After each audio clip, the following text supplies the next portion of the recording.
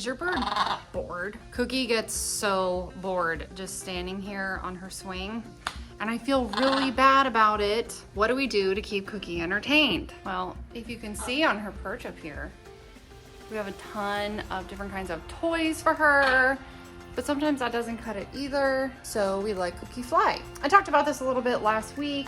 Flying is a great activity for your bird. It's something they do naturally in the wild pretty much constantly. As long as they're awake, they fly around, they fly and fly and fly. And the other thing they do is forage. So the two most important things for your bird when they're bored is to provide them with the things that they need the most, foraging and flying. Now, I totally understand if you can't fly your bird because your bird's wings are clipped, but allowing your birds to be able to fly, I think, is a staple for their mental health.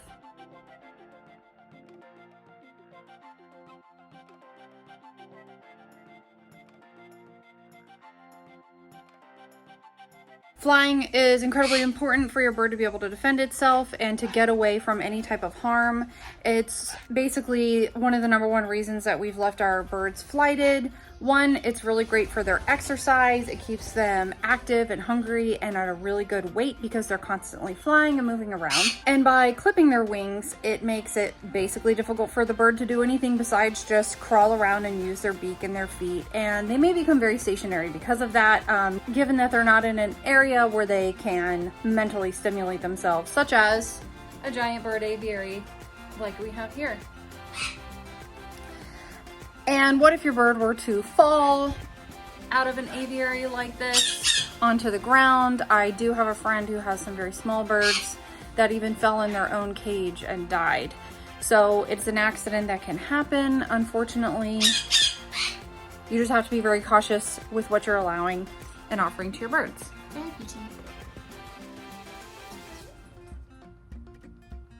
You look full.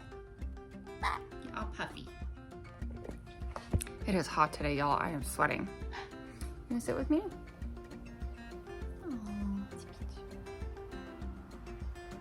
Am I salty? Because I sweat today. Okay, bye. So signs of your bird being bored is that they scream a lot. They are constantly on you, maybe biting you, or any type of bad behavior because they really don't have a lot to do and they're just getting mischievous. It's kind of like having a raccoon as a pet. Don't recommend that. They're just very curious and want to be entertained. Okay, Peach is gonna be licking me the entire time. Do I taste salty? Yeah. Mango's trying to figure out the situation. Okay.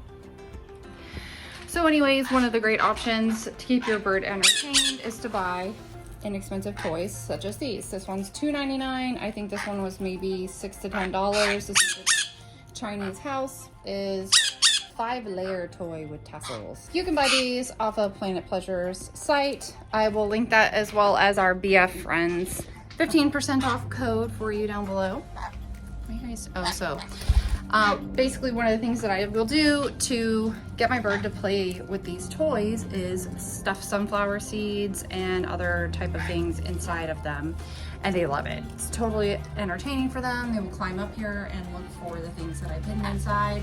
Sometimes I'll put these in their cage when they're not in there so they don't know that I've given like secret toys with secret goodies inside of them, and it leads to like really great entertainment for them throughout the day.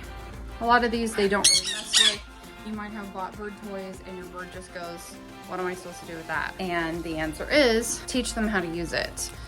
The birds you can see over here spend a lot of time basically completely dismantling this one on the days that they don't have, see, because these are the exact same toy. So you can see that they've spent a lot of time tearing those apart looking for the different treats that I stuffed inside of them. This looks really tight, but it's really not. You can easily shove sunflower seeds in there. There's no way I can do it with one hand and show you, but I have toys over here. I have toys hanging at the top of this Boing, which is a natural fiber called, I think it's like a hemp, manila rope. So we have another 5-layer tassel. These are really inexpensive and super great. Look at how much they've chewed this up. So don't tell me you can't afford a $3 toy. If you can't afford it, I'll send one to you. Just drop me your address so you can give it a try. See, they've destroyed this one. So this is one that's a little bit harder for them to get into. It's very similar to the one that I gave to Cookie. It's got like pieces of coconut shell up here. It's really hard. Hey, Mango. Oh, that's gross. Poo-poo everywhere. Anyways, so there's a lot of toys. Oh, this one's really great too. I think this one's like between $7 and $8. This is a larger one. This is called the Ball and Stars toy. So you can see it's got the little slits on it too. You can just slip any kind of treat in there that's not going to break when you're trying to push it through. Oh, and I picked up this ladder from actually Petco, I think, and it's little wooden balls on a wire, and Mango loves to chew these. You can see he will just sit here and work at these forever. So this is a really great option for them too. I actually will take peanut butter and wipe it on the different pieces, and that will encourage them to chew on it as well. So those are different ways you can encourage your bird to play on the things that you're buying for them. What are you doing, Mango? No, she's just gonna lick my neck.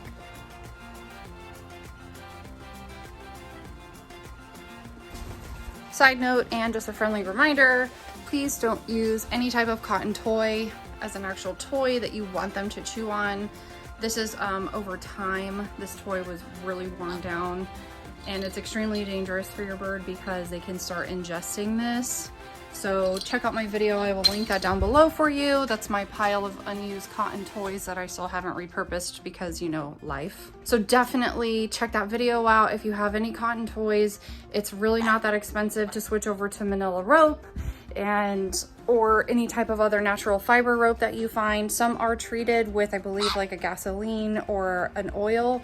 So just make sure if you do buy any that have a scent, a strong scent, like from Home Depot or something like that, you lay it out in the sun and allow that chemical to kind of bleach out for maybe several hours, if not all day. I used my rope afterwards and it was just fine. That was a recommendation that I got from Jamie and Dave Womack, and it worked out very well for us, and nobody became sick or anything like that, right?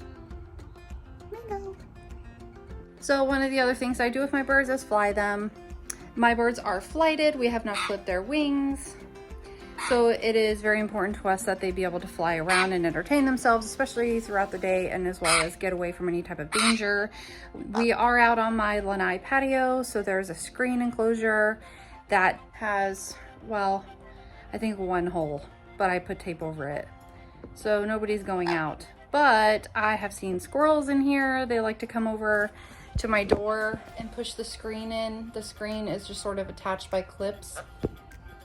And they like to come in here and scavenge for little things that the birds leave on the floor. Does my forehead taste good? Weirdo. So the birds will scream, but and we've had a snake in here once before as well, and it's just like a regular black garden snake, I guess you would call it. Totally harmless, but again, if they couldn't fly to get away, if they fell on the ground or something like that, kind of who knows what interaction may have happened if they couldn't get away. So it's just important to me that my birds are able to fly. It does pose a risk. A lot of people have brought up ceiling fans, open doors. Fortunately, we haven't had any incidents. Oh, and windows. We haven't had any incidents. They do fly into the wall and the windows on a very rare occasion. It's most usually when they're panicked or frightened. That's definitely a downside to their flighted behavior. I just, for the most part, call them to myself if they take off in any kind of panic, and they do usually either come to me or oddly land on the floor. Then I just am able to get them to come to me and pick them up. And they're fine. I have a very clean forehead when you're done, huh? Peach has rearranged my hair. One of the things that I just want to mention about a lanai or a screened-in porch patio area is just to be highly cautious if you have a swimming pool or a hot tub or any type of water that is over an inch deep that your bird could fall into if they were to fly into the screen and maybe stun themselves and fall into the pool or the hot tub or whatever. I do know of someone's bird who drowned, so just be incredibly cautious about that. If you are letting your bird fly around in an area like that, always be present. Don't ever leave them out there unattended. An accident like that can happen faster than you even imagine. And one of the last few things I think I'll mention is a balanced diet is something that will also help your bird not be so bored. They won't be as agitated. They'll be more comfortable because their body is working more efficiently to digest all the really healthy food that you're feeding them. So make sure that you have looked into some sort of chopped diet, which is going to consist of grains, legumes, and vegetables, as well as a cold pressed pellet that they do not use heat to actually press the pellet or make the pellet. It is a cold process, so the nutrients are kept during the making of that cold pressed pellet. I feel like I've said these things a lot before in the past. I've made other videos about them, but the topic itself is pretty important because birds do get bored. Cookie's been bored lately and we've been doing our best to keep her entertained. I did order more toys. Cookie goes through more toys faster because she's a larger bird. These toys out here can last quite a while because they spend a lot of time with each other and kind of flying around out here, but Cookie doesn't really fly around unless we actively encourage her to do so. And Sam flies around all day too. Sam is extremely active. He probably flies the most out of all 4 parrots. He just took a bath and he's sitting up in the window right now inside. And one other thing that you can always do is just spend time with them because they like hanging out with you. My son Conyers loves to sit on my shoulder. My 2-year-old has made that difficult lately because she jumps a lot, flings her body around, and it's not something that they're very comfortable with.